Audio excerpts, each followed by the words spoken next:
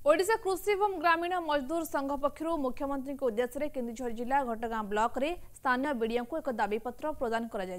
उल्लेखनीय आम राज्य में समस्त पंजीकृत अणसंगठित श्रमिक मानू आर्थिक सहायता प्रदान करने सह आम राज्य में कार्यरत निर्माण श्रमिक व्यतीत अन्य समस्त श्रमिक मानू अणसंगठित श्रमिक कल्याण बोर्ड अधीन में पंजीकृत कराई सेमानक सामाजिक सुरक्षा को गुरुत्व दि जाऊ एवं कोरोना महामारी रे जो श्रमिक माने आक्रांत होई भल होई घर को फेरिछंती सेमानकु आर्थिक सहायता प्रदान करा जाऊ तसहित विवाह मृत्यु साइकेल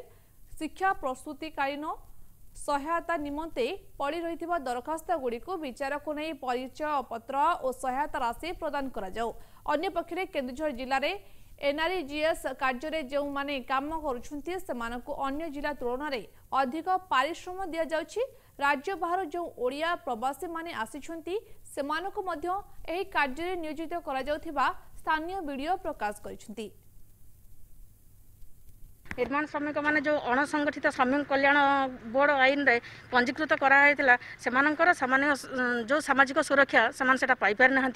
श्रमिक मान आर्थिक सहायता जो जोगाई देवाई जो राज्य सरकार केंद्र सरकार को निर्देश जो राज्य सरकार जो कहते से आज पर्यंत से वंचित अच्छा। ओडिशा कृषि और ग्रामीण मजदूर संघ केन्दुझर शाखा तरफ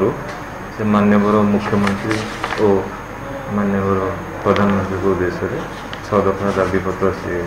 कर ब्लॉक प्रशासन तरफ आप जानते खुशी है जे आमर जो एनजीएनआरजीएस काम टेकअप कर अलग डिस्ट्रिक्ट रे 207 टका थिला बेले आम 298 टका दौचे से गोटे आर्थिक अवस्था सचल भाव बहुत भल साहय एवं जो प्रवासी ओडिया भाई भौणी मैंने आसी जॉब कार्ड इश्यू करा जो मैंने विलिंग अच्छा भी काम नियुक्त कर खुशी भी अच्छा।